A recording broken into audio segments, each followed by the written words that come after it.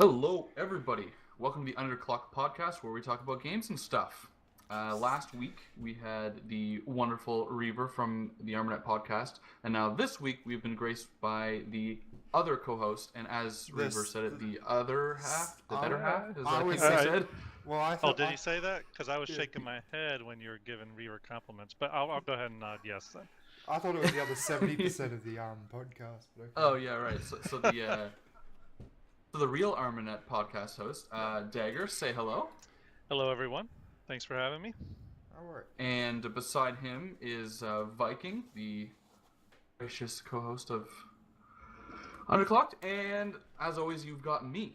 So today we're going to be the other 20%. Today we're going to be obviously focusing on ArmaNet, Dagger, and all that kind of stuff. But this week, something happened that I think that we can all appreciate and talk about. That I thought we could start off with.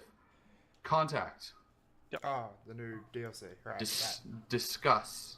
Yeah, that kind of dropped, right? Yeah, it was just out of nowhere. They just said, "Hey, in 3 days, this is coming out," and then we're like, "What's coming out?" Dagger almost ruined it for me at one of the training ops for 111. I just ran off on a stream that I was also watching, and I was like yelling, "Like, get the fuck out of there, dude! Run! Don't stand there." Was it the one where I was predicting what it was going to be? Yeah. Yeah. And I'm like, I "Shut up!" didn't know what it was.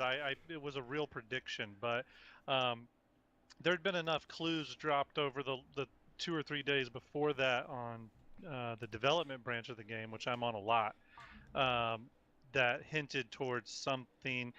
I wouldn't say alien, but at the very least, like something like sci-fi, because there's a lot of sci-fi labeled elements and just some code strings that they had left in the dev branch. The funny thing was the day before, I think when people started finding that stuff, they immediately removed it from dev branch, which they hardly ever do.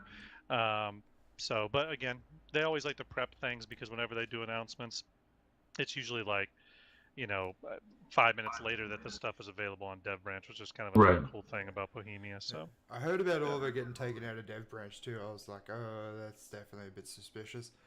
Yeah, that's when you know it's somewhat authentic. But to quantify for those people that kind of have no idea what the hell we're talking about or aren't big on Arma, Arma 3, the game that we all play a whole shitload of. If you watched Viking stream in the past, or you've looked at my channel, or you've heard of ArmaNet, then you obviously know what Arma is. But if not, it's that military simulation game that we all play, and it just came out with the first DLC in a while, I think. How long has it been since they... No, well, they had Global Mobilization come out at the start of the year, didn't they? Global Mobilization was not... that wasn't too long ago at all. What was that, like a month ago? But wasn't that a third-party DLC, though? So that was the creator DLC. But in terms of expansions, I think it's been 2 years. Right, so it was kind of a big thing that is sort of... Here it is. Yeah, and they had told everyone that there wasn't going to be another expansion, which I think disappointed a lot of people that came from the Arma 2 era of Bohemia games, because Arma 2 had a shit ton of expansions. I mean, I can't remember how many there were. I want to say there was like 4 or 5 at least. There could have been more. So there was a lot of expansions there. So I think when people found out that Apex was going to be the only expansion for Arma 3, there was some disappointment.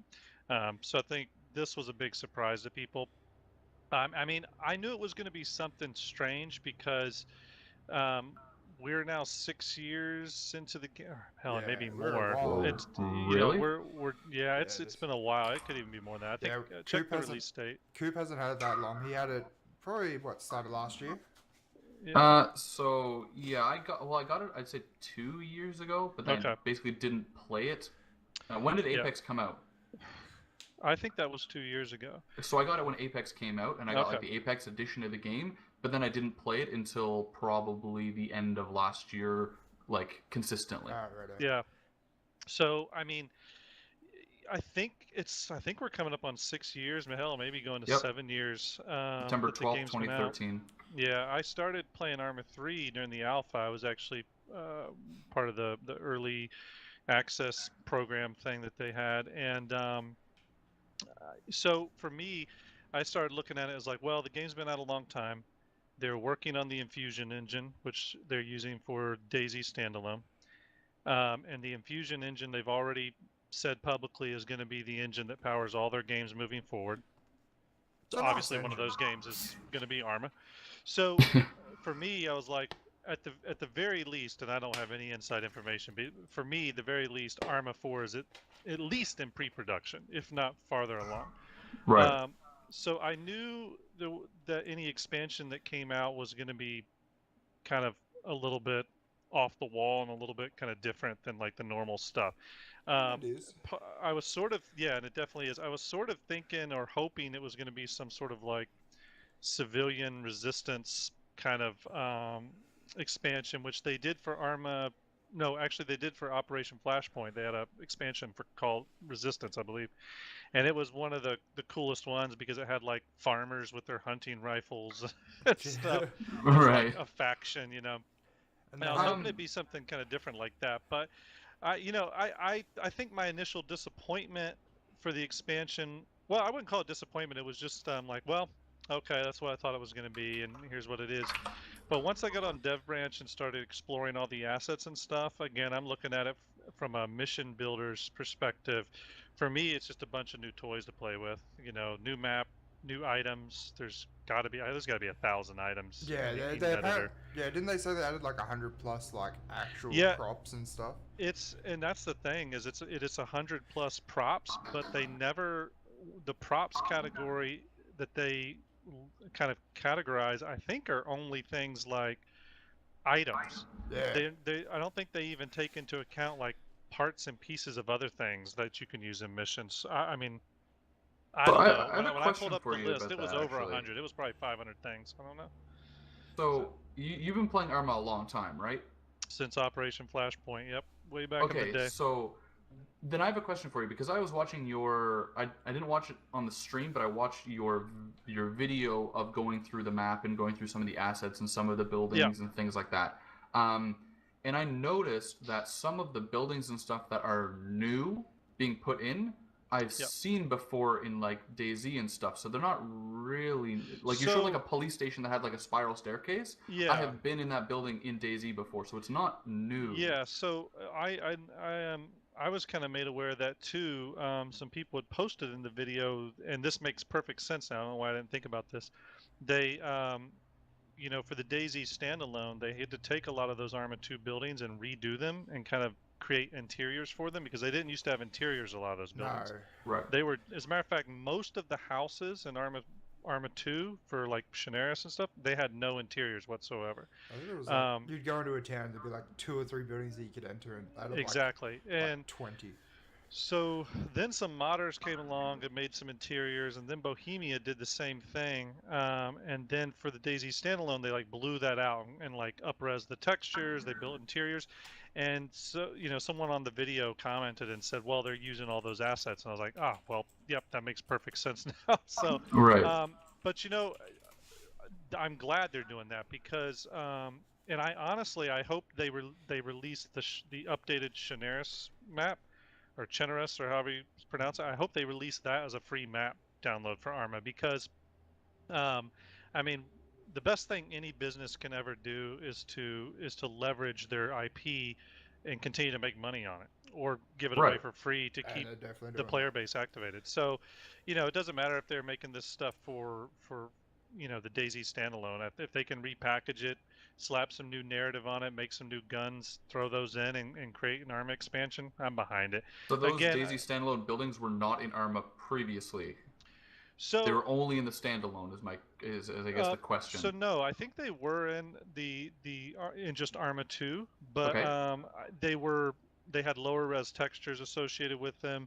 They had a lot of them did not have interiors. If you noticed when I went inside some of the buildings, some of the doors were like blocked off with like blocking bars and barricades and stuff. None of that stuff was there in the ARMA 2 versions of those buildings. I think one of the big ones I laid down, I forget which, it was some factory component, and I laid that one down and I said, oh, let's see if this one has an interior, and it did, and I know for a fact that in ARMA 2 it did not. So right. Again, I think it's just newer, upgraded assets that they're now, leveraging in ARMA, which is smart. So. And I don't have a problem with that at all. It's just it's sort of it kind of gives ammunition to the people who are pissed off about this It does, yeah. by saying like, well, they're not new, you're just reusing your assets. Sure. But they have updated them and they're not the same. Like they Yeah. brought them to the new age or whatever you want to call it. Yeah, and and I mean, for me, playing devil's advocate, I mean, you have to look at things from a business perspective. I mean, to me, fans that don't look at things from the business perspective, I don't know if they feel a little bit more like kind of fair weather friends because, first off, Bohemia, I don't like every game they make, and I've bought several of their games, and some of them I don't like even after buying them. You know, I've played Take on Mars and Take on Helicopters and Wildlands and stuff like that. But I want all their games to do well because I want another Arma. You know what I mean? Right. Back when I played Ghost Recon a lot, I definitely didn't like all of Ubisoft's games, 100%. Right. But I wanted them to make a lot of money because I want more Ghost Recon games. You know what I mean? It's the same sort of thing. And that money, you know, when let's say if they release an Assassin's Creed, I'm not an Assassin's Creed player, but I can appreciate the game. I'm not an Assassin's Creed player, but I hope they do well because that money goes into just the company. It's not like it goes just to the Assassin's Creed developers. No. It goes to the company, and that may be used to make a new Splinter Cell game. You know what I mean? So, oh God, imagine a game that I'm interested. So for me, even though Contact this is why in that video when I did the walkthrough of the assets, this is why I had no problems telling people to go buy this expansion, support the developer. And I know a lot of people, we've actually had some ArmaNet fans tell us in the past, you know, try to stay neutral. That's what we prefer, stay neutral. And I'll do that to a point, but at the end of the day, I want Arma 4. So if supporting them with expansions will get there, then that's what I'm going to do. Yeah. Well, to be clear, my stance on this, I actually, on the whole like it or dislike it, I actually think this is gonna be fucking cool. From a missions builder standpoint, one, it's just a bunch of, as you said, a bunch of new toys to play with, and two, it's another element that even if you don't use all the like super alien weird shit that they've added to the game, you can now add almost like a suspense element to Arma by adding something weird, like even if you're doing all completely unrelated, but then now all of a sudden your GPSs don't work. Why? Because you put some alien device somewhere. It's not an alien mission, but now you've got this weird sort of zone or whatever. It's just like another storytelling element that you can throw in.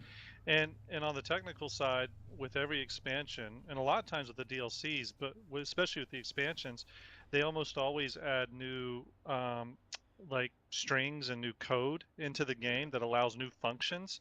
So that allows mod makers to create new things that they never would have been able to create before. Right. And sometimes those things can be really simple. Like, you know, there's take like the attach to function in Arma 3.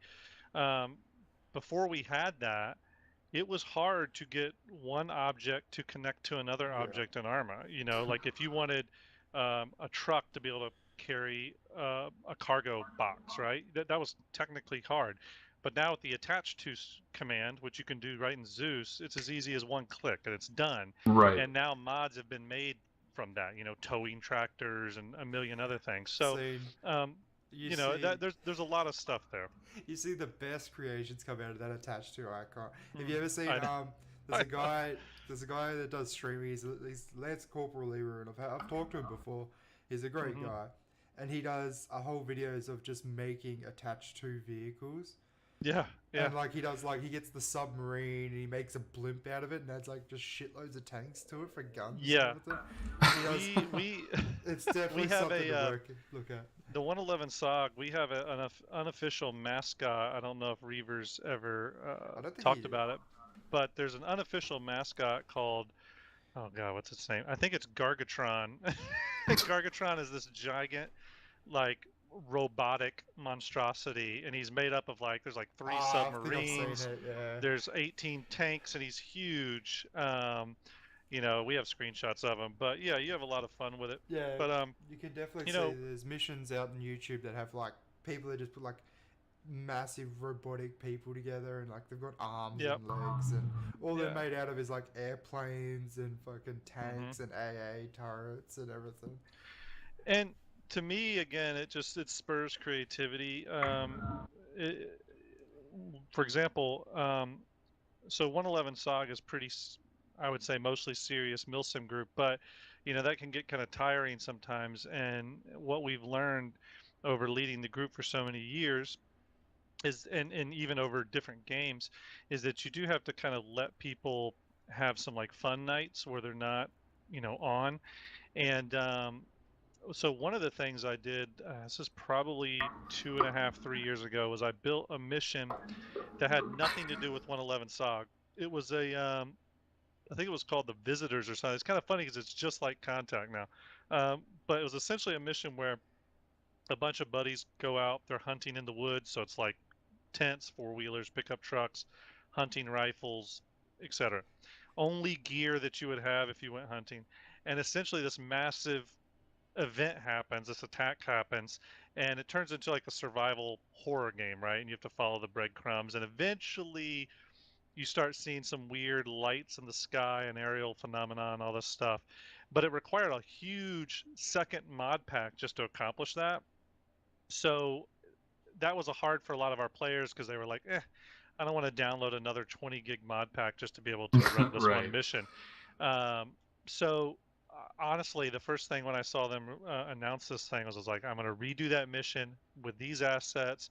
There won't be a huge mod pack. This will be great. So, Oh, that's again, what you were talking about. I remember you saying, bringing that up. yeah. So you got to look at the bright side of things. I mean, look, I think a lot of people are already kind of complaining about the price. I think the map alone's worth the price of a mission. I mean, again, I think if you're a mission builder, especially, and someone who uses Eden a lot, the value is a lot more obvious than someone that doesn't. You know what I mean? So for me, Right. I can go in the map, I can play with all the parts and pieces, etc. And it So looked really nice, the map. Like when I was yeah, looking at you going through, it yeah, looked really nice.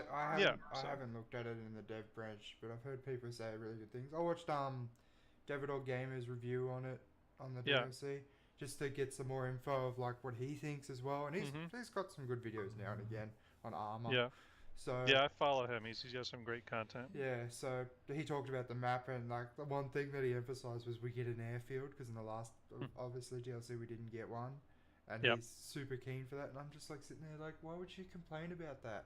In Yeah. the last It's DLC, it's all about vehicle warfare and whatnot, where this one is going to be all this other shit.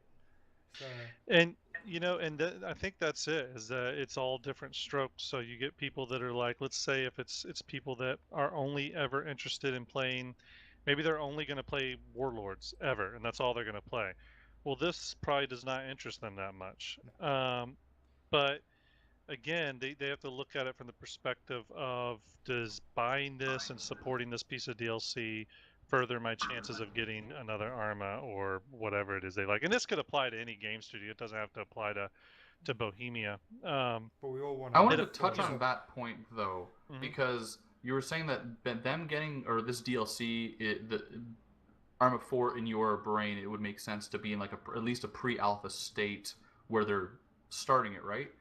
But aren't they making a game right now that isn't Arma Well, called Vigor? they have Vigor, and I think it's full release. You can play it on the Xbox. Yeah, Is it's it? out. Pretty sure isn't it on Steam as well at the moment? I'm not sure. Possibly. I definitely see it on Xbox when I'm like on the Games Oh Hub yeah, or July whatever. 30th, 2018. It is out. Yeah, Okay, so I thought it it's was still out. being worked on. I think they're still supporting it. I think that Vigor and Daisy Standalone are kind of their Xbox projects, but there's no denying that Arma is their cash cow. Oh yeah. Oh, Vigor is not even on PC yet. It's not even really? on PC. Okay. It's only Xbox So, right now. Vigor or the Arma franchise is their cash cow. That's what they're known for. There will be an Arma 4. I mean, I don't know what it's going to be called or what it's going to be centered around, but there'll be an Arma 4 for sure. I mean, there has to be. And they'd be silly not to already be in pre-production. Again, I don't know anything about this, but I do have a lot of friends in the game development world. I've done a lot of work for game developers.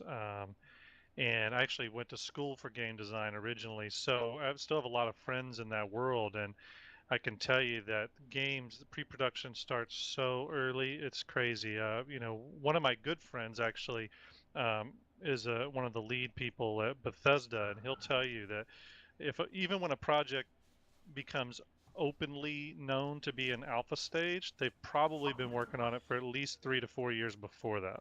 Right. Yeah. Yeah. You know, I have a buddy who's a game developer as well. He works for Piranha Games. They make the Mech Warrior games. Yep. And same sort of thing. Like they're games that they haven't even the world doesn't even know is being made, and they're already like it's playable.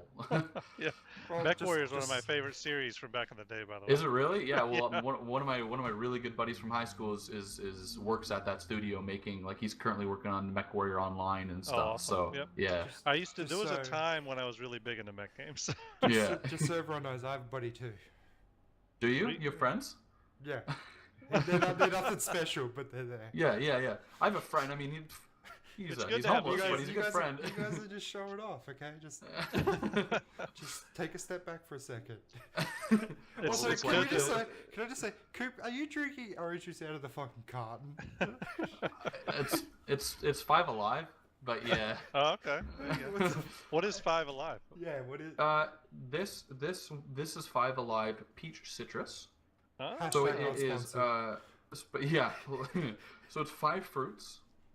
It's sort of like, think it is like orange juice, but it's got what is it? Orange, grape, lemon, passion fruit, and peach. Sounds good to me. Juice. Fuck no. Gives you your vitamins. Nothing wrong with that. It's like, you were talking halfway through there. Coop just like grabbed this giant carton and just started drinking it. Like, what the fuck? Like drinking. I know. I can see his eyes blow up. I'm like, shh, don't say anything. just let it go. Anyway. Now you see, now you made me thirsty, so I gotta go for mine. Yeah, you got your whatever it was, citrus water or whatever. It's like a citrus green tea. So it's not that good. It kind of tastes like piss, but it's also a hashtag not sponsored. Not sponsored. Yeah, by piss. Yeah, we don't sponsor piss around here. We're not into that. Just so everyone knows, I'm drinking Coke, so it's okay. It's Coke Zero, so it's okay. It's good for you. Kinda. Coke. Oh, what? Okay, that's a stretch and a half. It's better than normal Coke, apparently. It's scientifically, it's technically worse. Shut up. But yeah, it uses aspartame instead of the shit that like that's bad for you. So aspartame doesn't like gain you weight or be like bad for it, but it freezes fat cells. So technically, it's actually worse for you. I don't care. No, I'm just saying. Yeah. Just saying. Don't say that it's better but scientifically it's technically worse. It's just it doesn't make you worse, but it makes it harder to get better. Whereas Coke only makes things worse. But then if you stop drinking Coke, it's easier to get better. Right. It's sort of the way. I had it in my fridge. It was already half done. I was like, "Fuck it, I'll drink this instead of like just make a coffee or something." You fucking sponsored by Coke over there? I was with the shirt and everything. Jesus. I was just trying. This is good for you. Drink this. It's only $3.99. I had to get something because someone was like, "I'll just show up like 5 minutes late. It'll be fine." Yeah, who's that asshole? Yeah, I don't know. Sounds like the worst. It's that guy on the end there. Yep. It's that guy that really Spartak sponsored by Coca-Cola. Yeah, well, that would actually be insane. That would be awesome. It would never happen. But I think what we can do is, now that we've talked about contact, I think, Dagger, we can kind of dig into you a little bit. Sure. Viking, you want to ask basically the exact same questions we asked Reaver? I'm sure the answers are going to be similar, but... Yeah, they probably will be. If we just said something like, how long have you guys been playing together? Because we obviously know that already because Reaver answered that question in the last podcast. Yep. So it'll be more like... What's your side of the birth of ArmaNet? Yeah. Well, first off, before we do that, what got you? Yep. Reaver said that you were the one that got him into Arma. We want to know what made you, see Arma as a potential game that you might like. He said, "quote unquote, this is the game." Unquote. That was his quote from you to him. So live up to that. It kind of goes back a ways, in just in terms of like the type of games I typically play. So first and foremost, I very rarely play more than 2 games at any one time, and I mean like kind of like right now I probably am playing Arma, and then if I had to add one more, maybe Sea of Thieves. But like, there's no other games going on in my house, even though I own a lot of them. And the reason is that I just can't I only have so much free time, and I I have to divvy it up. I got a wife, I got a kid. I have to divvy it up, and the games that I'm usually playing, at least one of them, I'm 150% into. Meaning, I'm in the case of Arma, I'm playing the game, I'm building missions, I'm doing heavy mods right now. We're about to release a big update to 111 SOG's mod pack, so I'm doing tons of custom code and config. So I'm like all in, and the ArmaNet and all that. And then I'll usually have another game that I'm kind of playing as a distraction, right? So which You're is welcome good. for Sea of Thieves. Yeah, which is healthy, and Sea of Thieves is a perfect game for that. And in the past, there's been other games that have dominated my time, outside of Arma. But going way back, I was really big into early PC games, and the two games I was really into. The first one was a game by a company called Nova Logic, and it was called Delta Force. And That game, hell yeah. Delta Force was like the first, like what I would call tactical military shooter um, that I ever played on the PC.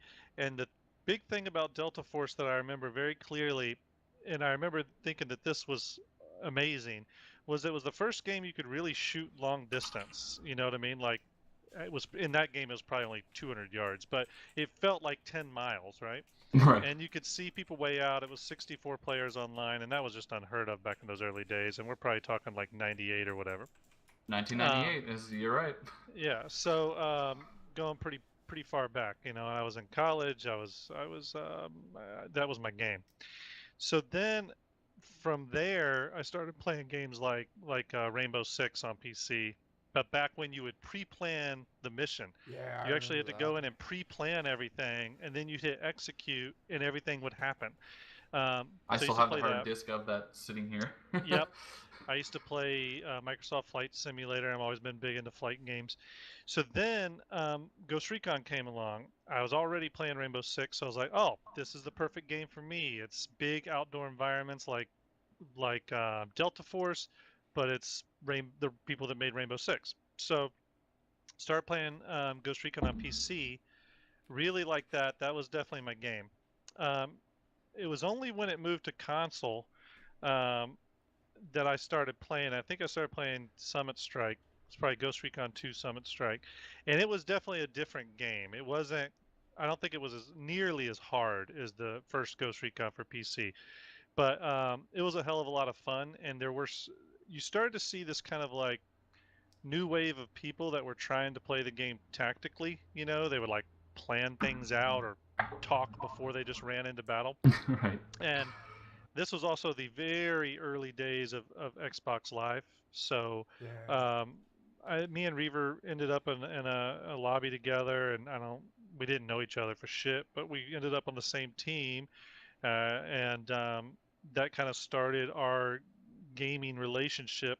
And we just had the same kind of mindset and approach to the game, and I wouldn't even call us the most similar people in the world.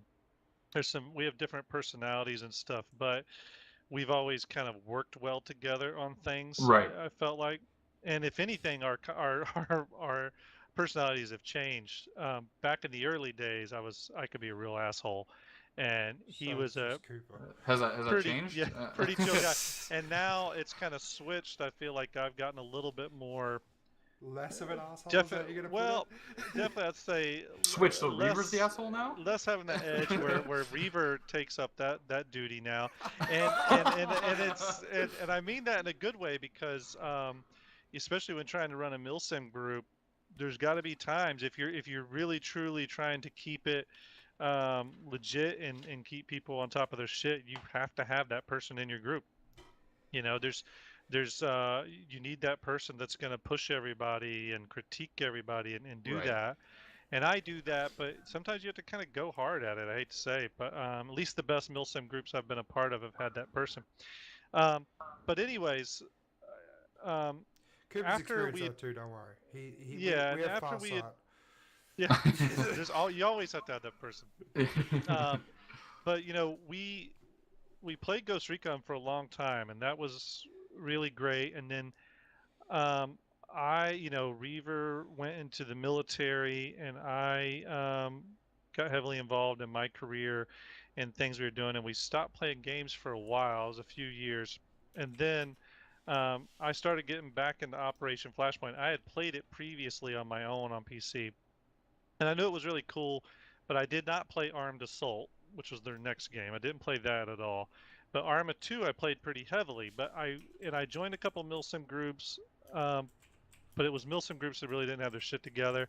But I always Right. was saying, man, if me and Reaver ran a group, I think we could run something pretty special.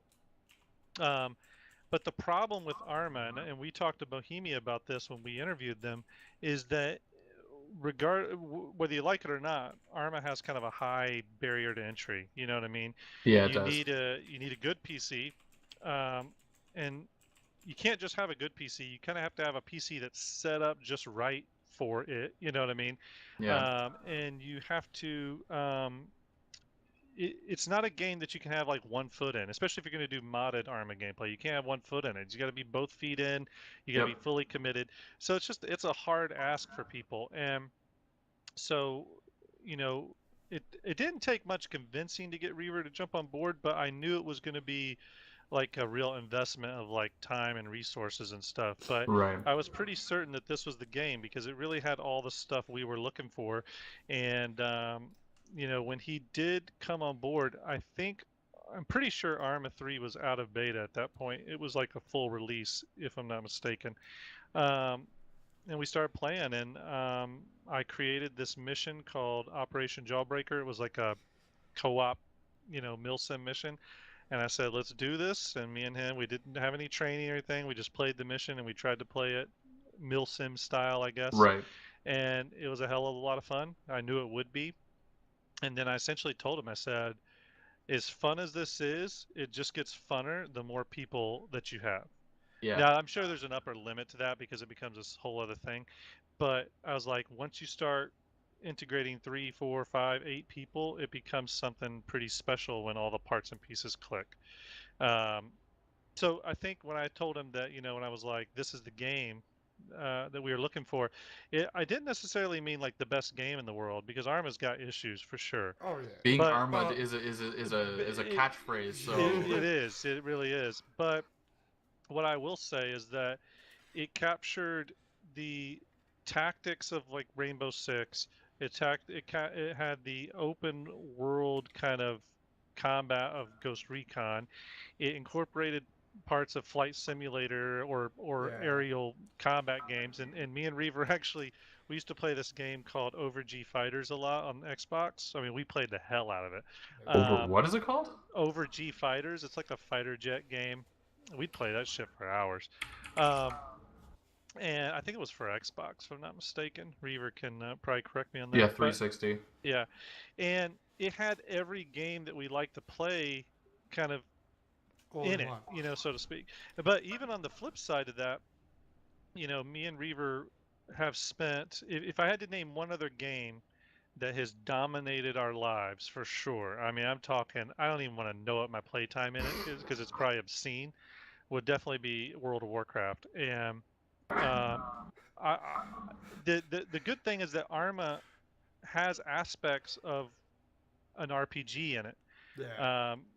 Even take a game like Skyrim or Oblivion or Morrowind, any of those type of games or whatever. Arma sort of has some of that in that the game, while you're not collecting things, it's all about inventory and the amount of stuff you have and this giant The maps over and- encumbered factor and shit. Yeah, Pretty it's sure- almost about being overwhelmed by the amount of content, whether it's land masses, terrain, or the items you can fit in your bags, or how many guns you can choose from. There's still some of that freedom in there, and I think that's why I find that Arma does appeal to people that actually are into RPGs and stuff a little bit. There's a lot of numbers going on behind the scenes, you know what I mean? It's Right, not, yeah. there's a lot of math involved, so. And you see them play, they usually jump on like the Altus Life and like Yeah. or the Project Life or whatever. Those life mods that have come out. They've got some really good stuff in them. I've jumped on Yeah. them before. Not really my fancy, as I would say. Right. But But it doesn't. I think with the players of games that are pretty technical in nature, they don't get quite as intimidated by ARMA. You know. Well, there is a lot to ARMA. I remember when I yeah. first got into ARMA, like I was like, just learning the key binding for one took like an actual amount of time. Like, okay, what the fuck? Yeah. How do I do this? How do I do that? How do I do this? And periodically, even now, it'll be like, all right, we're gonna do this. I'm like, wait, what? Which seven keys do I have to stroke to make that happen? What? Yeah, and the funny thing is I sometimes forget, you know, how hard it is, because since I've been playing since Operation Flashpoint, the weird thing is that Arma 3 controls exactly like as Operation Flashpoint did way back in the day. Even building missions, it's not that different. I mean, the 3D editor obviously is a big deal, the Eden editor, but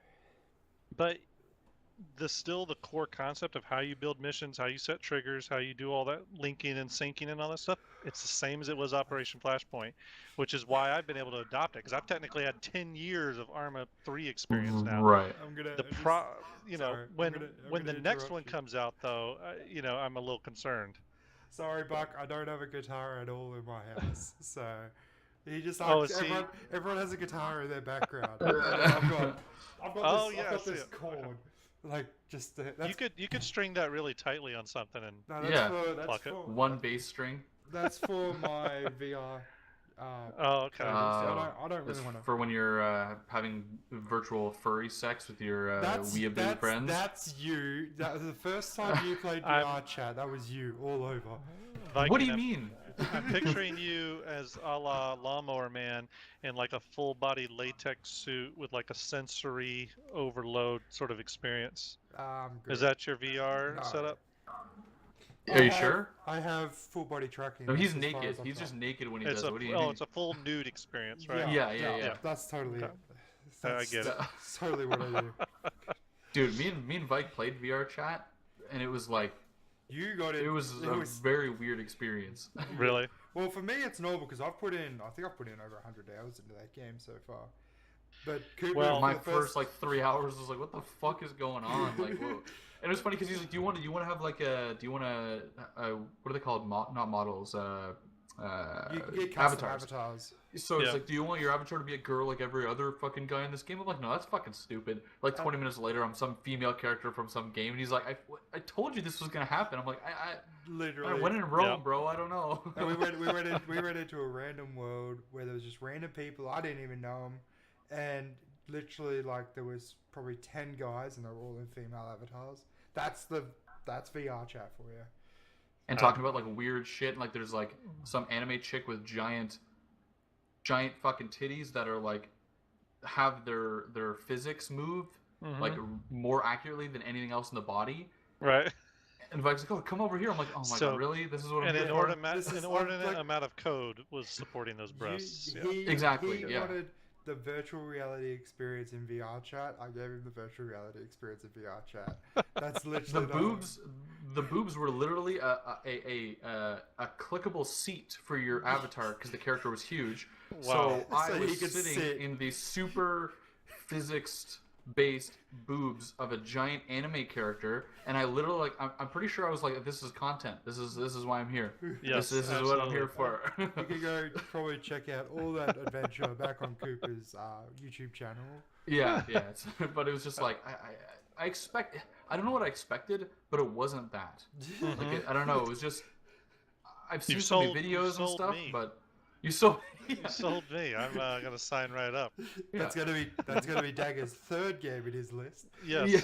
Yeah. We're never gonna see him in Sea of Thieves again. Where are you? Nowhere.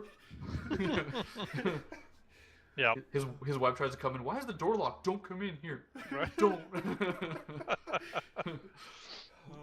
That's a great game when you find people to actually play with though.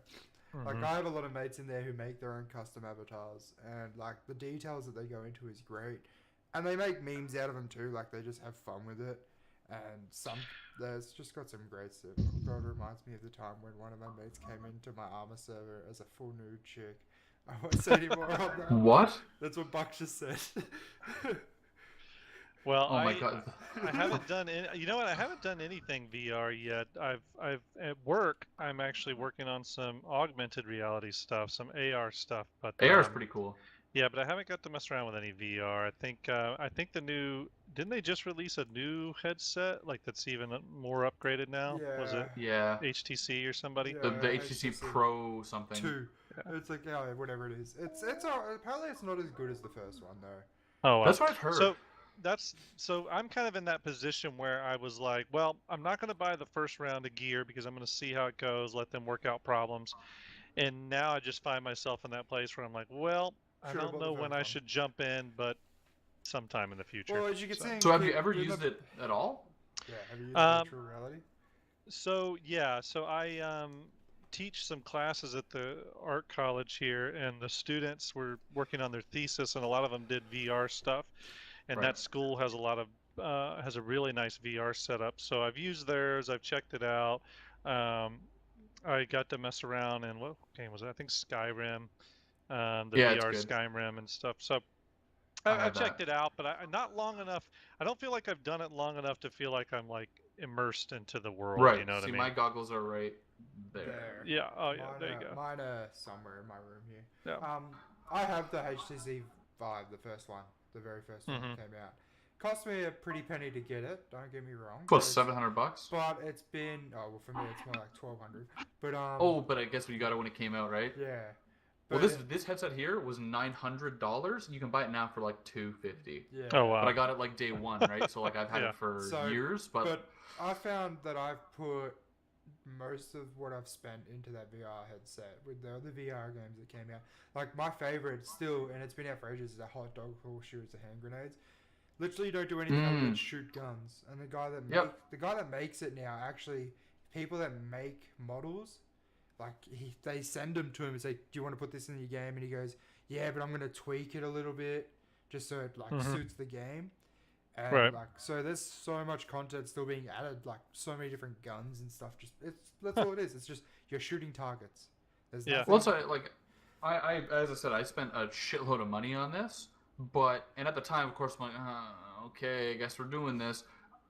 If you asked me today, I would do it again, just based on the stuff that I've done, like just all the games that I've played. Like playing the new Resident Evil in VR was one of the most terrifying experiences of my fucking life, and I loved it. It was great. So Skyrim, is it would you say it's fully effective then? Do you feel like you're in the environment? Yeah. When it depends on the game, because sometimes the games embody like some of the stylistic games I find don't as much, because you can't see yourself in like a cartoon world. But when it's sort of like again like Skyrim, if you play like 5 hours straight of Skyrim, you get off and you're like, holy fuck, I'm not in Skyrim. Whoa, this is weird. Or like you get out of when I'm playing Resident Evil, I'm like, okay, I'm not about to get murdered. Like it does put you there when the game tries to put you there. Other experiences are cool because you're in it, but it's not as immersive if it's not like trying to be real. Because I have the full body tracking, which is just these little trackers that you put on your body. They're probably about this big, and they just you strap them to your body. Have 3 on you. You have 1 around your waist and 2 on your feet, and so you just We can pelvic thrust, and it actually works. Yeah, it actually works. And it works mostly in VR chat, and I've actually found myself like, because I'm sitting down in the game, and like my body's actually sitting down the way that I'm sitting down. It feels more like I'm actually there than it does than normal. And it just I lay down on my couch once and fell asleep in the VR. Woke up in the VR, surrounded by all these people, because it was just fucking me by myself when I fell asleep, and then people joined me as I was there. And This also helps add to the the experience. Oh, that's So now that's the PlayStation one, right? yes. Okay. Yeah. Yeah. Anyway.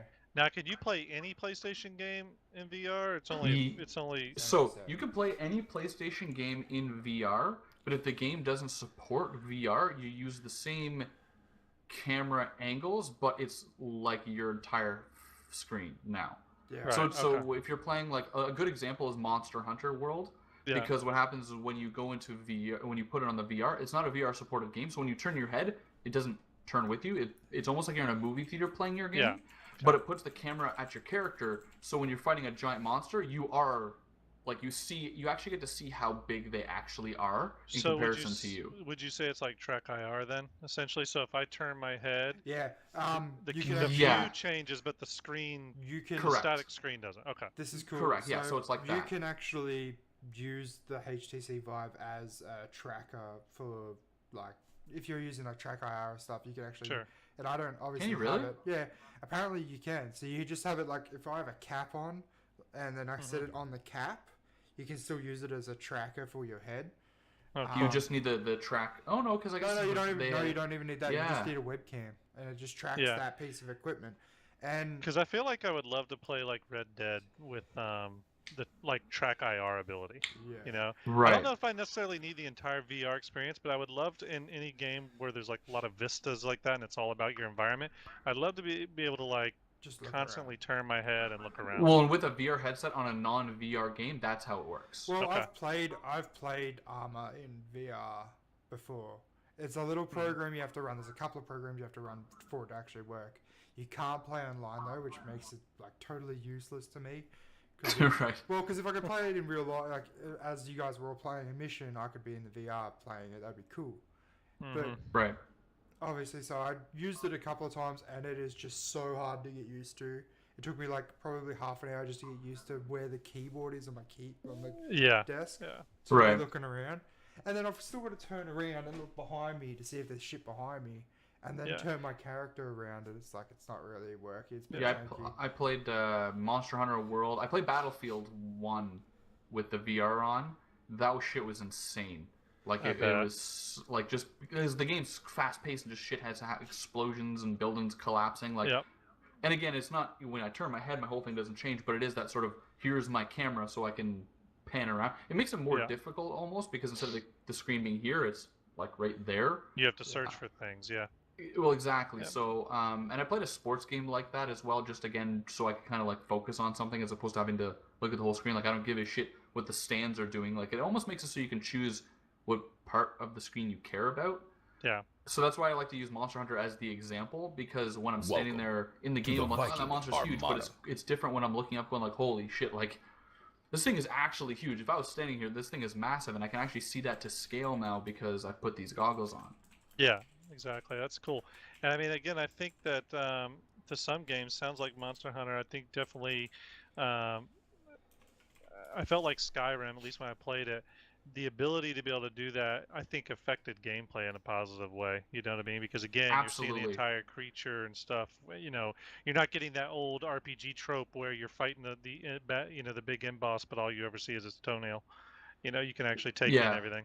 And they did add stuff, so like instead of just I hit block and you put your sword or your shield up, you have to block where they come into their swing.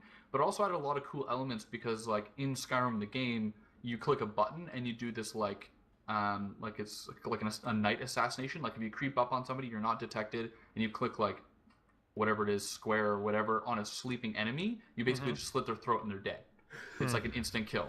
But in VR, you gotta actually creep up, take out your knife, and go like, it's just more immersive because you actually have to do the action as opposed to it just happening. Or like if you're sitting at the bar, instead of just your character sitting at the bar, or whatever, you've got the drink in your hand, you can like pat your homies on the like it's you're there. And I think Skyrim is probably, in my mind, the most ambitious of all the VR projects that have come out, because I've played Skyrim probably 500 to 1,000 hours, and I've played the special edition, I've played it on Switch, I've played it it's come out about 1 billion times, and I've played it about all of them. It's come out in a lot of shit. Came out on the Amazon device. And yeah, I have that. It's a text to speech. Anyway, I can't get that here. It sucks. But when I played it in VR, a lot of times when you play games in VR, like even Resident Evil is a good example of it. You can play it and it's scary, but when you put the VR goggles on, you instantly notice a visual degradation to make sure that the VR works. Yeah. Because Skyrim. They've got to have it running above 60 frames. They're nearly 90 frames a second. That's why most games take with a high refresh rate. Yeah. That's because obviously if it's lagging, like VR chat does it a lot. If you're joining a world with someone that's playing an animation that just slows your computer down, you'll notice it and you have to take your headset off because you're like, oh, that fucking hurts. Because it's like right on your face. But with Skyrim, and I think to the credit of it, it's because Skyrim is kind of an older game, so they didn't have to do a whole lot. But the Skyrim that I play on my PS4 Pro and the Skyrim that I play in my VR feel the exact same. They didn't have to take anything out. Whereas you look at the exact same company, Bethesda, who made Fallout VR, which was hypothetically the same sort of shit. It was a shitstorm and it was a disaster. Like it fell apart. It was terrible. The draw distance was so low. Everything was awful. Yeah, and then I plugged in Skyrim and it was like I don't know how to play Skyrim in any other way now because of how immersive and how good they did it. Yeah. And like I was really disappointed with the Fallout 4 VR because I was actually kind of keen to see what it'd be like. I was too. Mini nuke someone in the middle, in the distance, while you fucking standing there as a fucking dickhead. Like, it was shit. It was just broken. There was a lot of. I'm sure a lot of that goes to just like how the game's coded and all that, a million different things. So. But you'd think that the newer engined Fallout 4 would be easier to work with than the 2012 engine from Skyrim, but they didn't. Think so. But again, that's the thing with those engines is that they're only as good as the user. Technically, it's the same engine, though. By the way. But they're only as good as how well organized the artist or the animator or the modeler, whoever, how well they use the tool, how efficient they are, all that stuff. It's a million different things. I mean, my job is VFX for film and television and stuff like that, and I can tell you that there's projects that I'll do next week using newer software and better software that should be better than a movie I worked on 10 years ago. But they're not. they're going to be a shit show. And again, it just all comes down. The tools are better, but it's just who's working on it, how it's organized, how that production is handled. So, I think with Fallout 2, they because it was a newer game, they had a lot more pressure, and they wanted it to be a Vive exclusive. Mm-hmm. So I think it was supposed to be like you could buy it with the bundle, like you could buy the thing with it came with the big bundle or whatever. It was kind of like a selling point. And I think internally to them, it got rushed. Stuff got skipped to make sure that it could be. I think they had a deadline they couldn't meet, and what we got was what was ready. Whereas in Skyrim VR, it took them. They announced it, and it came out like literally years later. They're like, "Hey, VR is a thing. We're gonna make Skyrim VR eventually." Whereas with Fallout, it was like, "We're gonna release it with the Vive Pro when that comes out," which gave them a hard deadline. Yeah. Yeah, I mean, I think the Elder Scrolls series in general, at least from what I can tell over the past, 7-8 years, that seems to be the series that they don't rush as much as Fallout. I always felt like Fallout, there was like this schedule that exists, and they've got to release a Fallout game at a certain time.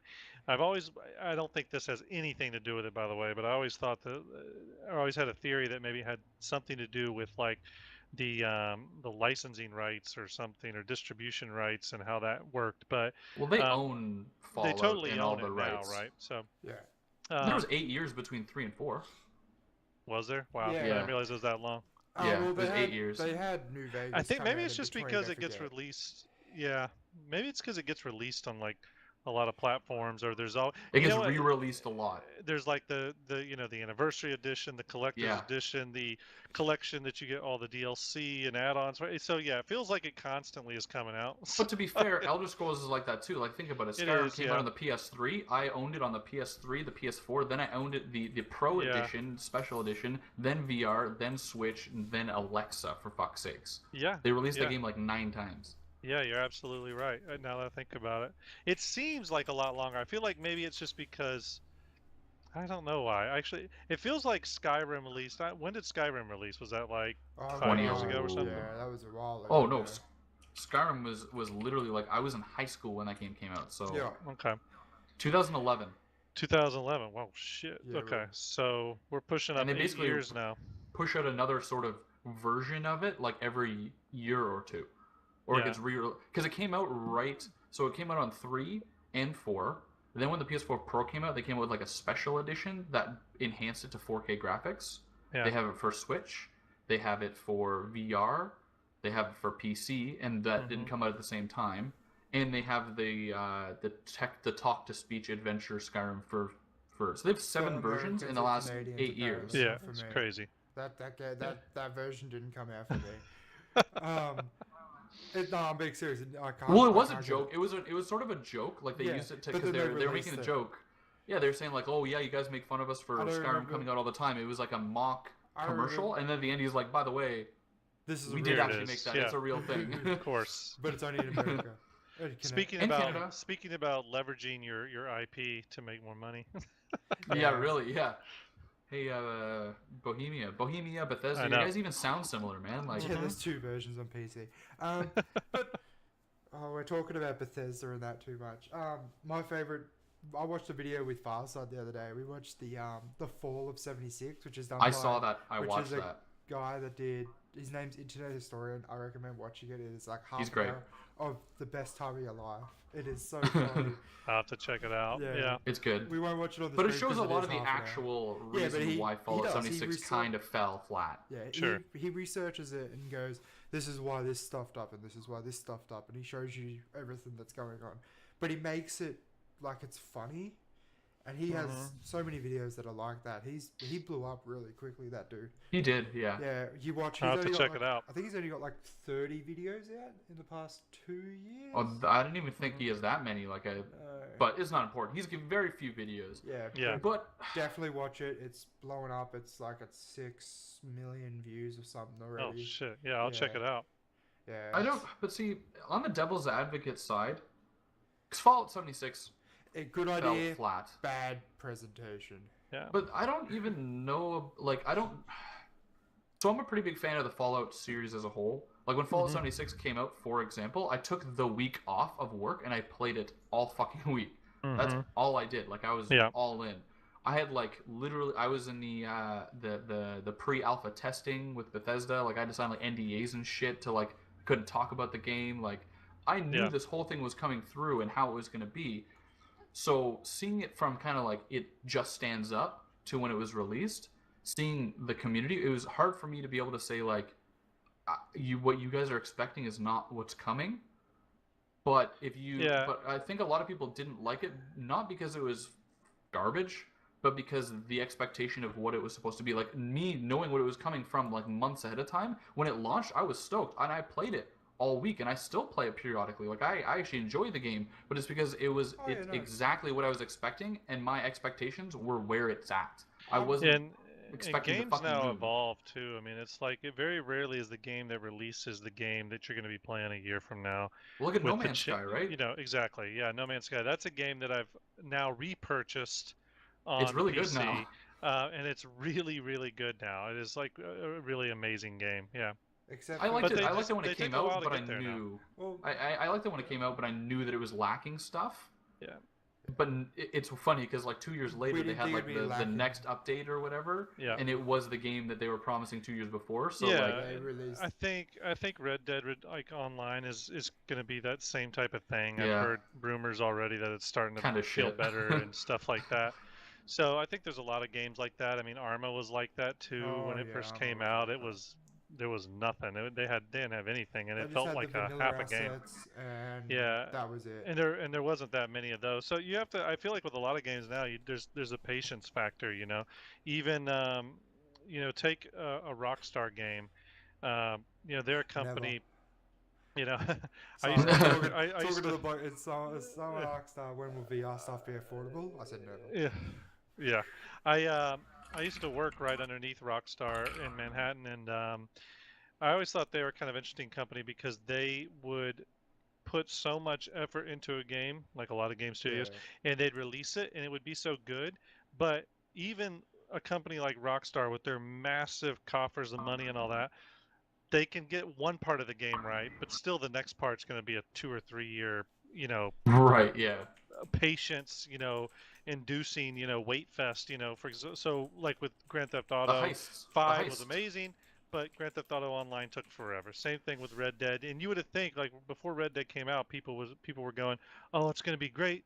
They've learned from all the mistakes of GTA." I was one of those people. I was right along I with knew them, it was going to be a Ted, disaster. And GTA Online got a lot better though. Once you found the people to play with and stuff. Oh, it's amazing today, but when it first came out, for the first probably year, it was unplayable. Yeah, It was and- fucked.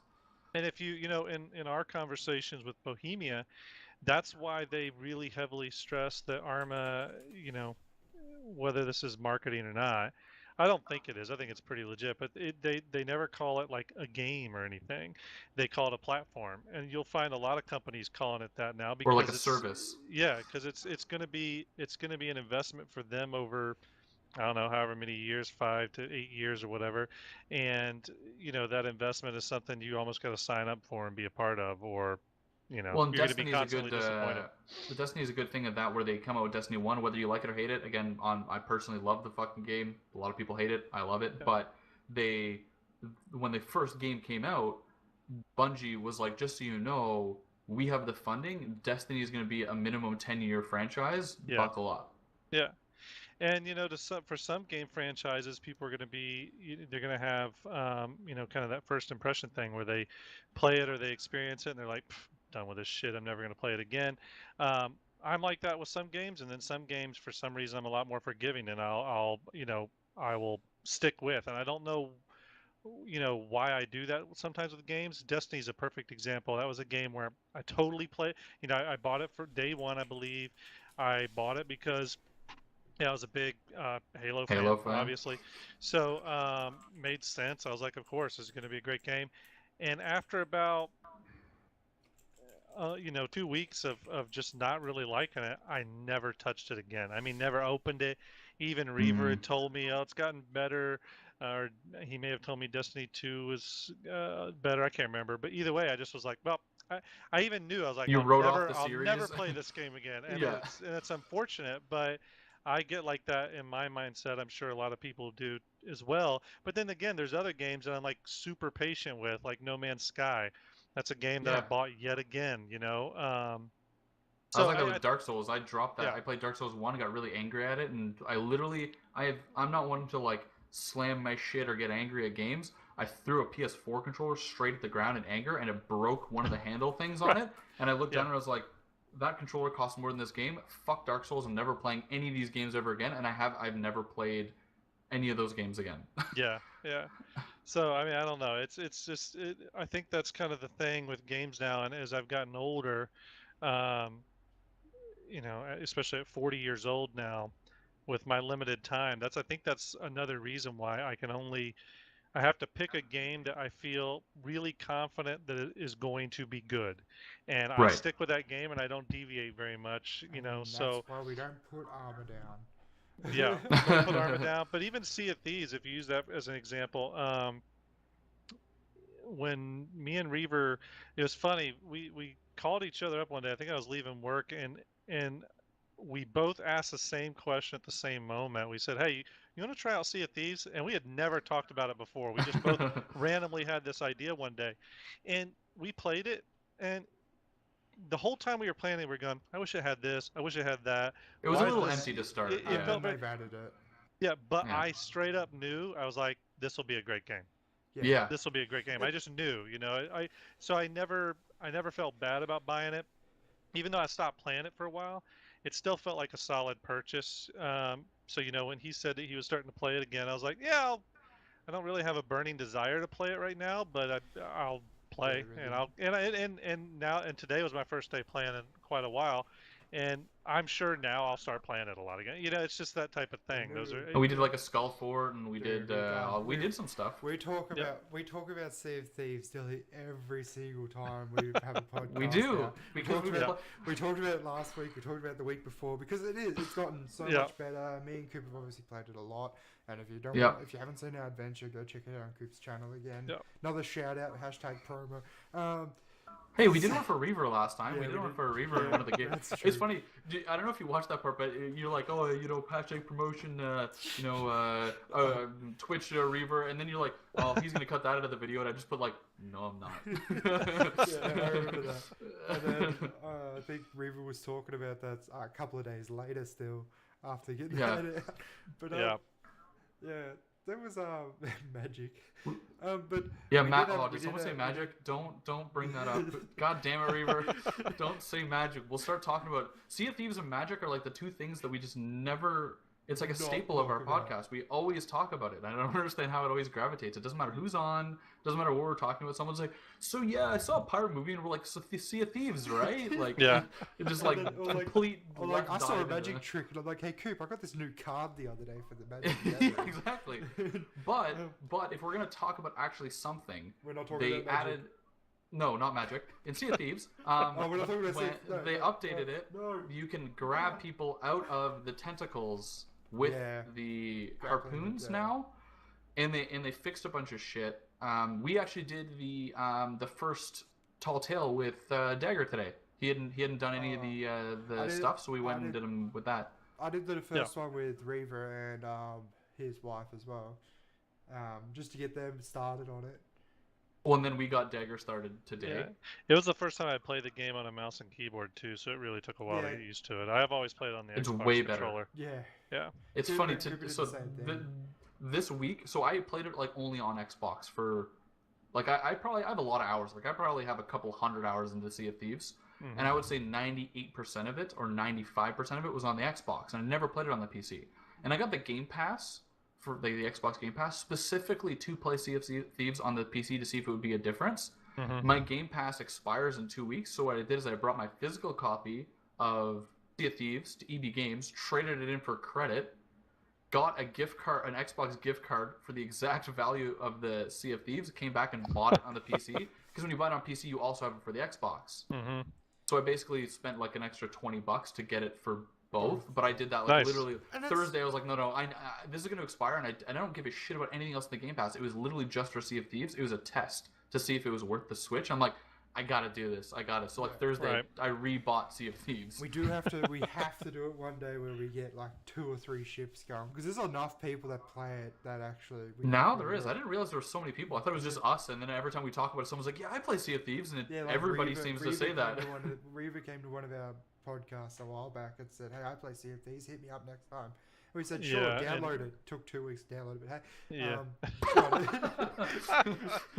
and his wife likes playing it too, so that helps. When your wife likes playing the game, that does help. We had some fun. Like you don't have to navigate the domestic stuff generally. It was just us 3, and they had the kids running around them at the same time. So I'm like, yeah, this is fun.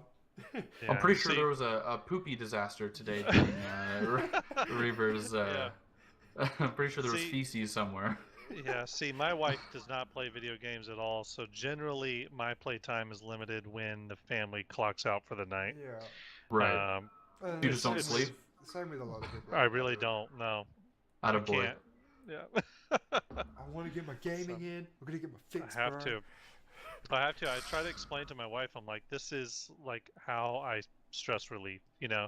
Yeah. So right now, my wife left on a trip, so that's why I was gaming in the middle of the day today and not. Yeah, you did make a comment. You're like, man, I never do this, man. Like, no, I never do it. You day players, or you gave a name. I was like, oh, okay. Yeah, and that's the funny thing is that even though I really only game from like 9 p.m., 9:30 on to like 1 or 2 in the morning, that's a packed couple of hours, and so I hate to be like this sometimes when we get on, even for 111. It's kind of like, okay, I need things to happen like now. Right. It's like I try to schedule things and stuff because again, the playtime's limited. You know, I think once my kid gets a little older, it's going to be easier. She's 3 right now though, so she don't let me do anything. Sea of Thieves by the time they get older. Yeah, exactly. Well, it looks like a game that like someone like just getting over maybe the age of 10 would really enjoy. It's like the cartoony type game, but it's and it's well. They've actually, and it's funny you say that because it also kind of loops into that conversation we were just having. In that Rare, the people who make Sea of Thieves, hadn't really come out with anything big in a long time, and when they dropped Sea of Thieves, they were like, love it or hate it, we're committed to this, and we're going to be making Sea of Thieves for a long time. Yeah. This is kind of our flagship service game. You're going to pay for updates and shit, but this is the game we're going to stick in. So and. You know, they were a studio too. I guess they were owned by Microsoft for a while there, right? And then, or they first Nintendo. Then I think Microsoft bought them, and then they kind of went back to being an independent studio. And I think this is like their big, you know, independent studio project. Exactly. So. Yep. This is their lone game. This is only Rare. They're the only ones doing it, and this is their push. So and that's our Sea of Thieves talk done for the day. There you go. As we always talk about it, we need new games to talk about. There's like. Have you played Mordhau yet? Which game? Mordhau. Jesus, okay, I don't think you realize that you have a fucking accent, and every time you say that, it sounds so dumb. It's like you tell me the game, and I'm like, now that I know what you're saying, but like when he was like, hey, do you play this game? It took me literally like 4 times. I was like, type it out. I don't know what the fuck you're trying to tell me. Like, right. I don't understand what you're telling me right now. Like, it's a game. Mordhau? Yeah, it's in the chat. So in the No, I know now, but I remember just being like, Jesus Christ, bro, I don't know what the hell you're talking about. And then Farsight starts saying it. I'm like, you also have an accent. You're not helping. Like, no, but just have a North American tell me the name of this game, please. It's Mord, MORD, and then how, Okay. HAU, which sounds weird because it's HAU, not HOW. It's a great game. It's honestly, it's like it become really popular. I don't know if you've noticed it on Steam at all or anything. The more and more I hear about it, the more like I saw it and it kind of just like looked like a new chivalry game. And it is. Yeah, but it that's looks what I'm smooth. seeing. Like it looks way better though, and everyone keeps telling me because I'm. Oh yeah, it looks really cool.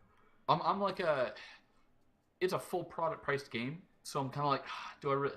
I don't know enough about it. I'm not invested in a series enough to spend $60 on it. But every time I talk to literally anybody about it, they're like jerking off over it. Like they fucking love the game. So like, Dude, right. it's great. Dude, when you can grab a scythe in just we play me and Farsight play it a lot. We usually do horde mode, which is just you've just got to survive against endless waves of enemy until like a certain level, and you just buy the equipment that's laying around with the gold that you earn.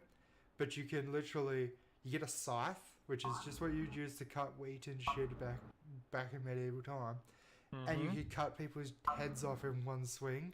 That you can literally. Well, the violence seems super realistic, like where you cut and like when you bash someone's head with like a morning star, you see a fucking concaved crack into their skull. Like it looks visceral as fuck. Yeah, and I think that's what sells people in the game is like when you cut people's heads off in that game and you see it rolling around on the ground, you feel satisfied that you did that. It's gruesome as fuck, but you feel satisfied. You sadist.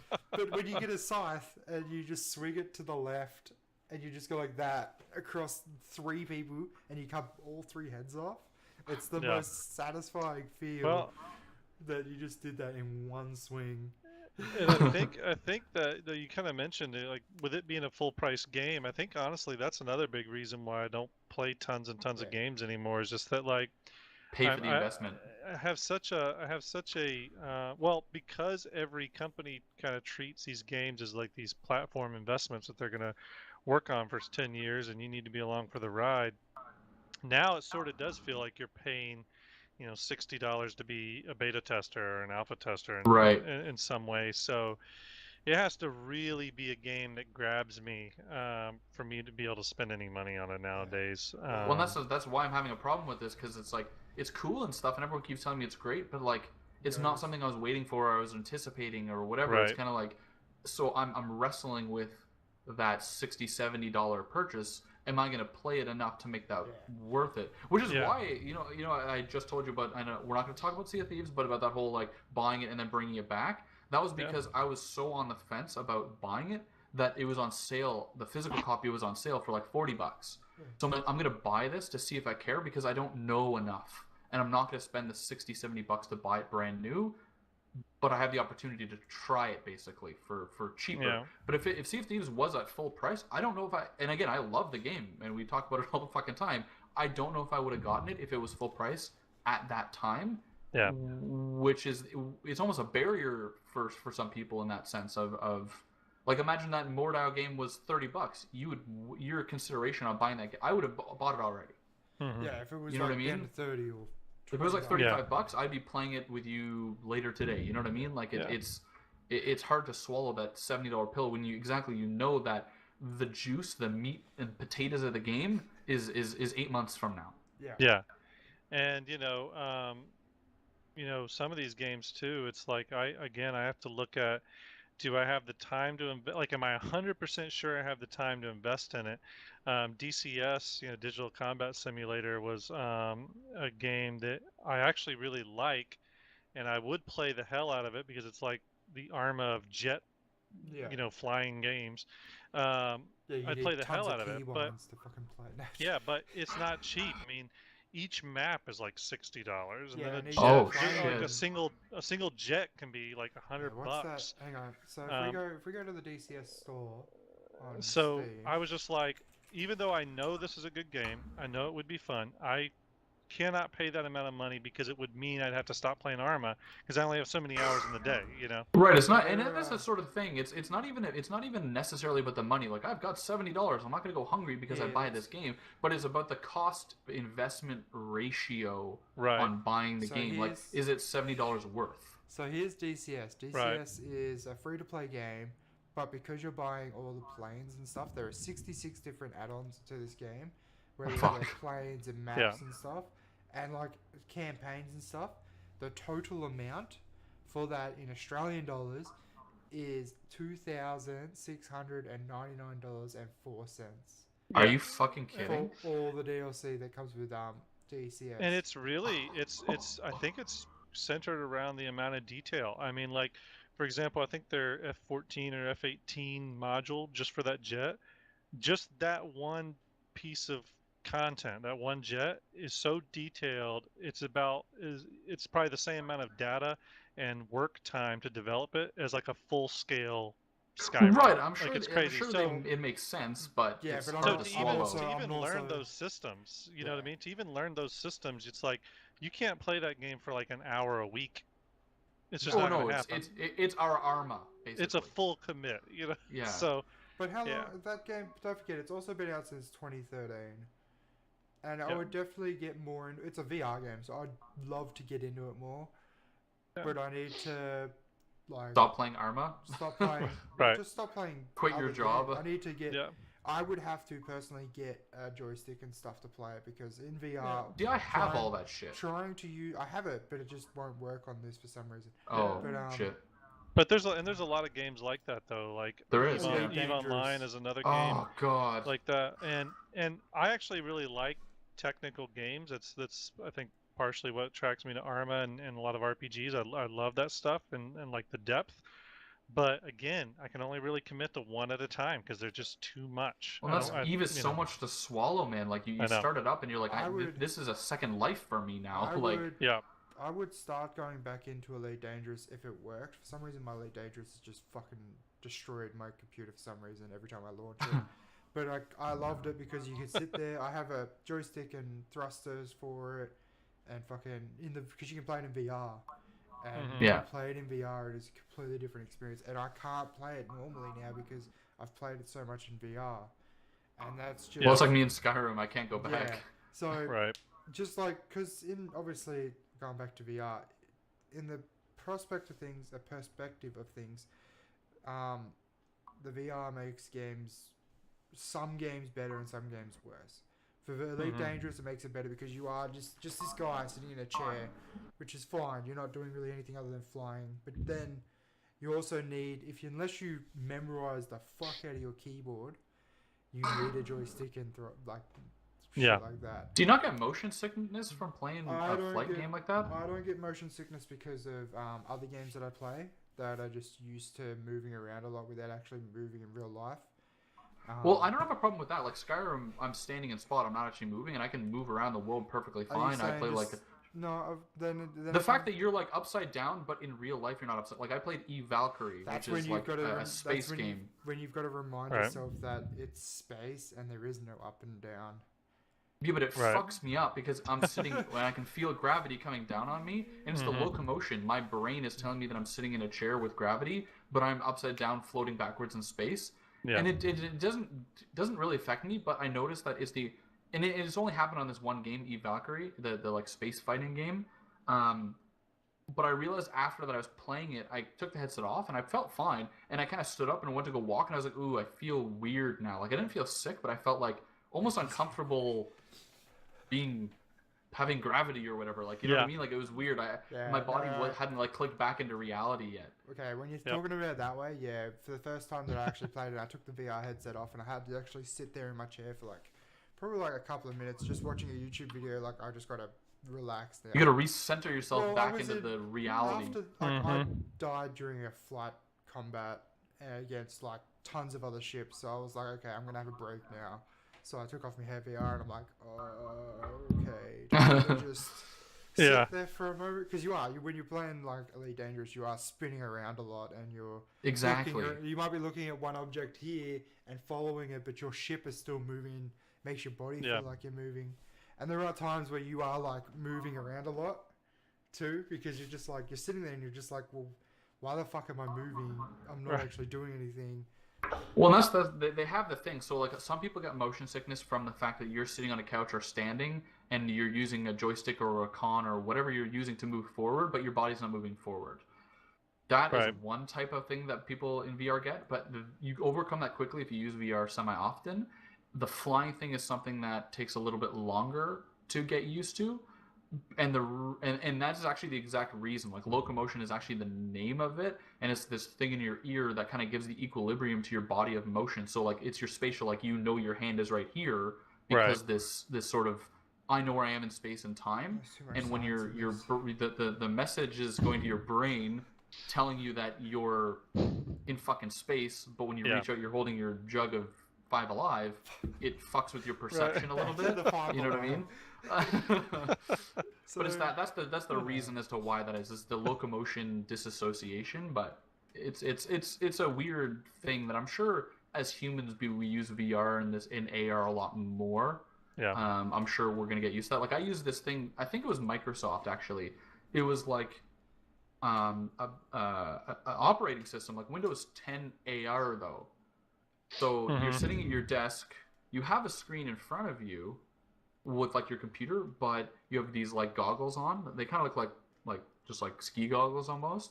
And what happens is you can have programs and Word documents and shit off your screen that are still related. So you could click and drag off of your screen into the air and it goes off into nothing. So I could have a Word document floating in the air here from my goggles, and I could use my hand and like move stuff like fucking Iron Man shit. Right.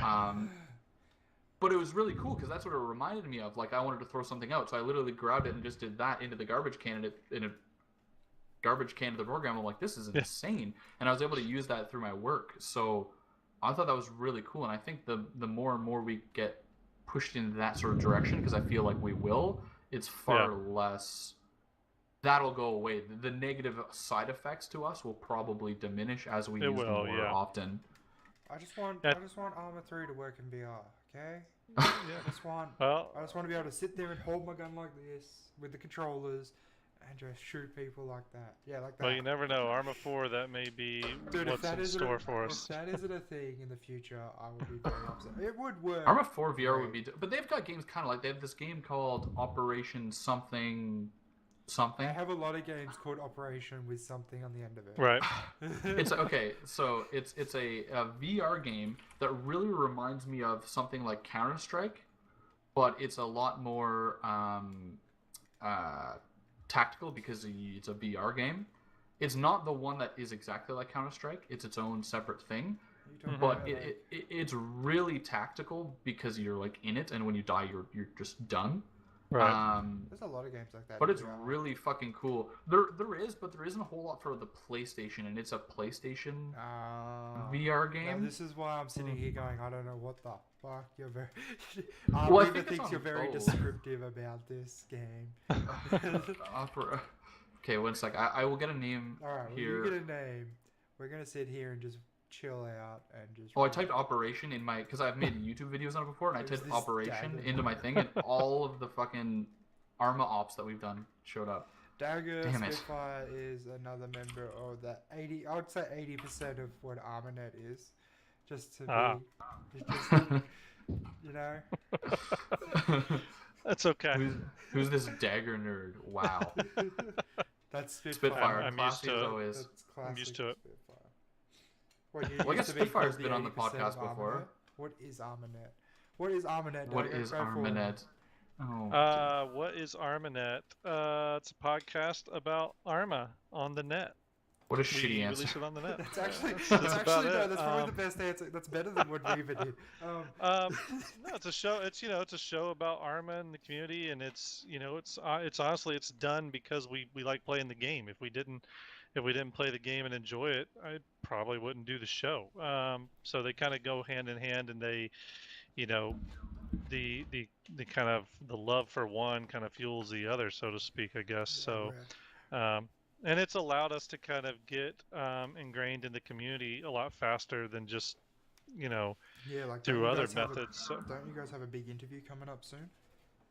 Yeah, we're going to be interviewing Pete Morrison at. Now he's at Bohemia Interactive Simulations, but he's like He's way up there. He's not this. He's like the C chief. I'd have to ask. Like the CFO or something? Yeah, CFO. Something like it's chief marketing officer, maybe. Something like that. I'd have to look specifically, but he's right up there, with the CEO, and it should be an interesting interview. And we've gotten a lot of support. When is that interview going out? Probably recording on Wednesday night, so probably like Thursday. All right. Well, generally just we if you're turn watching them this, around in one day. if you're watching this later on YouTube, the links for all of the ArmaNet shit is going to be in the description down below. So next week, if you want to watch that podcast, you can go down and find everything there. Reaver gave us about 4,000 links to put it there, so I've got everything you need. Good. But the game is called Firewall 0 Hour, by the way. Okay. That's cool. And it's a tactical. It's very similar to Counter-Strike, except it's a lot more tactically based. Almost more like the original Rainbow Six, if you want to put it that way.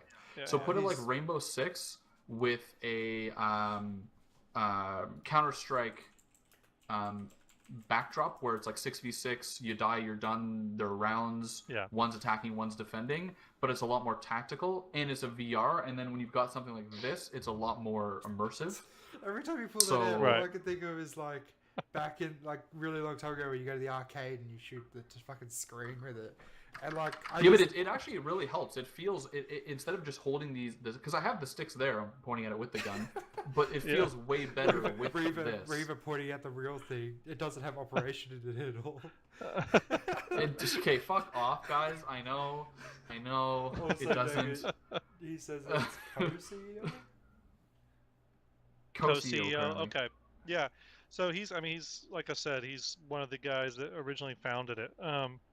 And then I think the other guy's name, I'll get it wrong if I say it. I was going to say it's Mark something, but either way, they started in 2007, I believe, and Interactive at the Simulations Group, I think, used to be a part of Bohemia Interactive originally, and they kind of split up, and now they're wholly separate companies. But I think that the ARMA community will get a lot out of the interview, just because there's some cross-pollination between the two platforms, you know what I mean? Right. And VBS, which is their product, has always been, VBS has always been kind of the militarized version of ARMA, I guess, is what I've heard people say, where ARMA is like the commercialized version of VBS. So, yeah. When you look at the difference, they're pretty. Pretty is. There's I like how he's like, I got a big interview coming up. We're like, who is he? What is he? Fuck, I don't know. He's a guy. So maybe.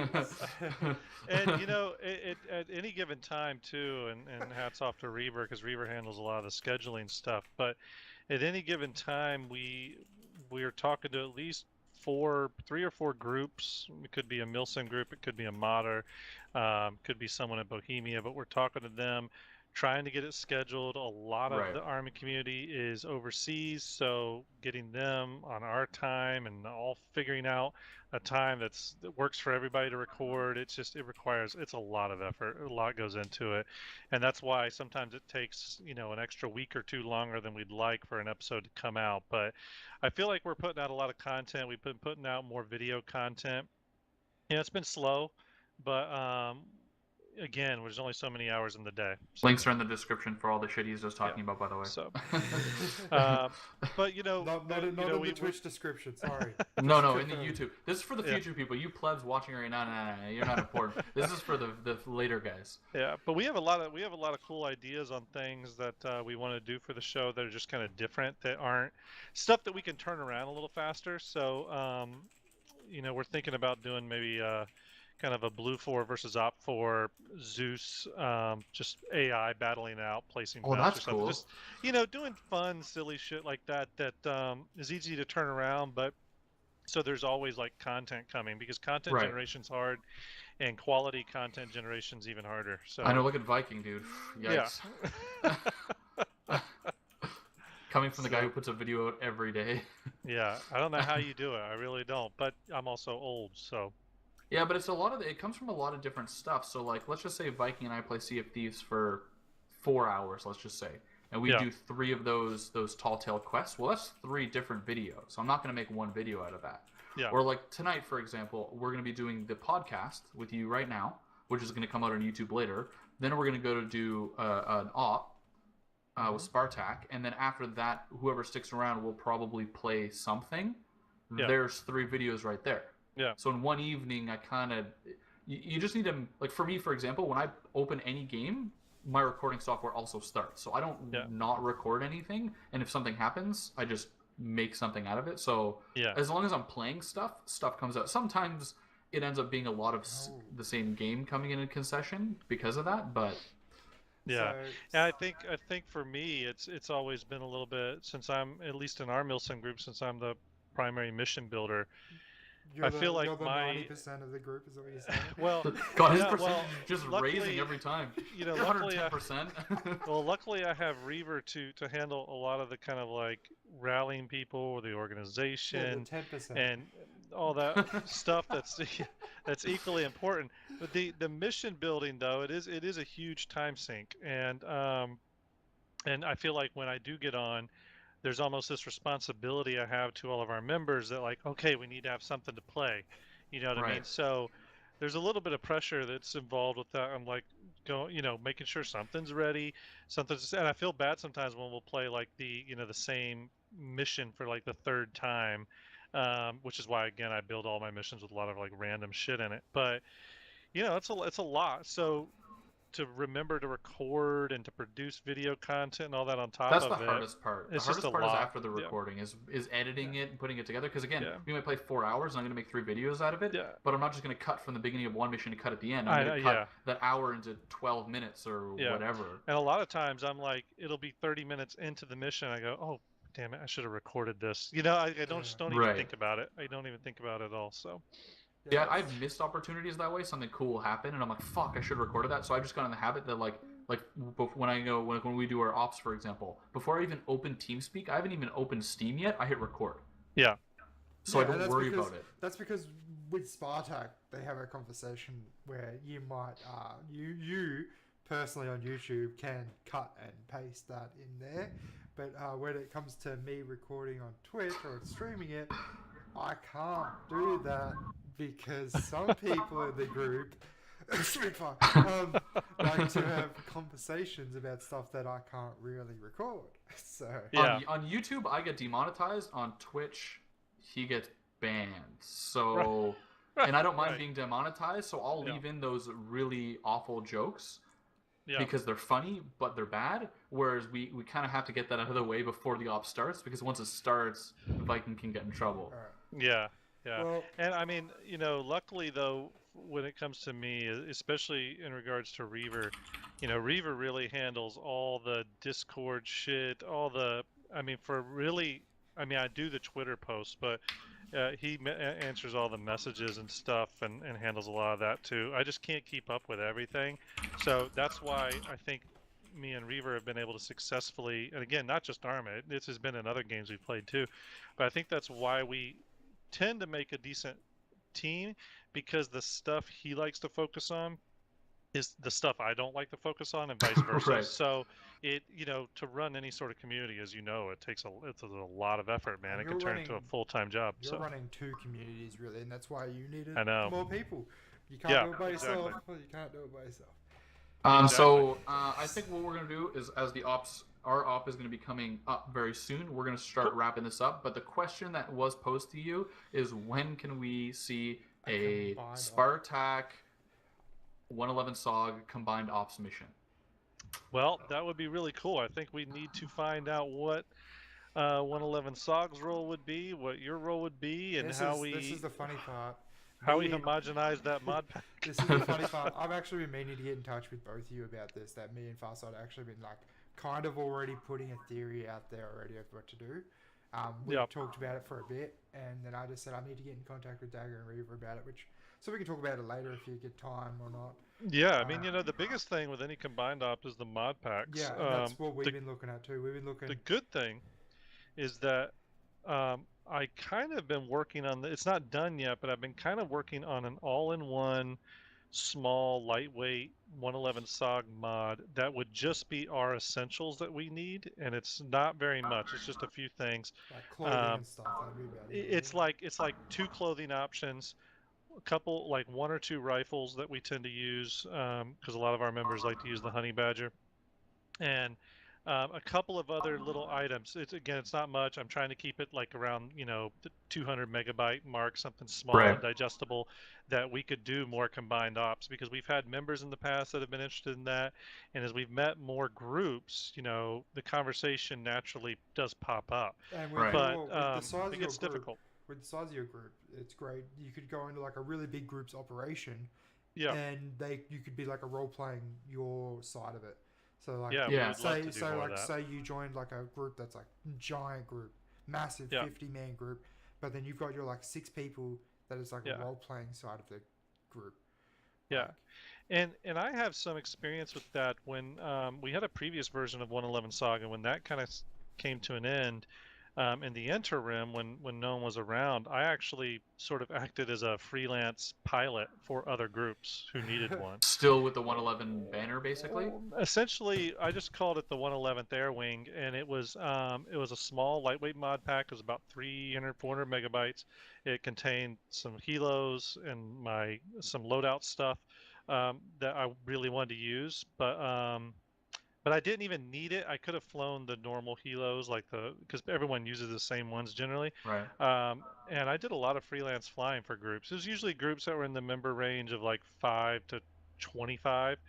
Right. But it was really interesting doing that. I actually learned a lot about, working with people that, doing combined ops and working with people that you don't normally work with. So that was a hell of a lot of fun, though. So I'd love to do more especially stuff like that. because Spartak and 111, I mean, I would say we're both on opposite sides of the chain. No, I would just say that they're I think we would work well together, but there's definitely a difference. Yeah. Well, yeah, and that's why I think that it's like figuring out what role do you want us to play. You know what I mean? Or it'd be the same going the Or other way too. the other way around. Right, and I think that's why it might be a good idea to approach it like someone is sort of the host of the mission. For example, it's either it's like a Spartak mission with 111 as a guest, and then we can kind of like fold in and kind of make ourselves fit into that slot that's available. That may be changing some of our tactics, changing some of the communication, whatever, but we fit that whole, or vice versa. Because I think if you just try to take two opposites, and I don't even know how opposite we are, but if you just take two things and put them together and hope it works out, there may be problems. But it definitely take a couple of weeks of just talking it out, mission building. It would take a while. The right type of mission and whatnot, Yeah, but sadly we do have to start wrapping it up. Yes. So we're gonna keep talking otherwise. So start the Twitch wrap up. Twitch wrap up. What do I even do? Thank you guys so much for coming. I appreciate it. Yeah, it was a great interview. Daggers, thank you so much for coming on thanks the for show. having me. Absolutely. We've got both of you guys on the show now. We've made it fair. So there's no bias against each one.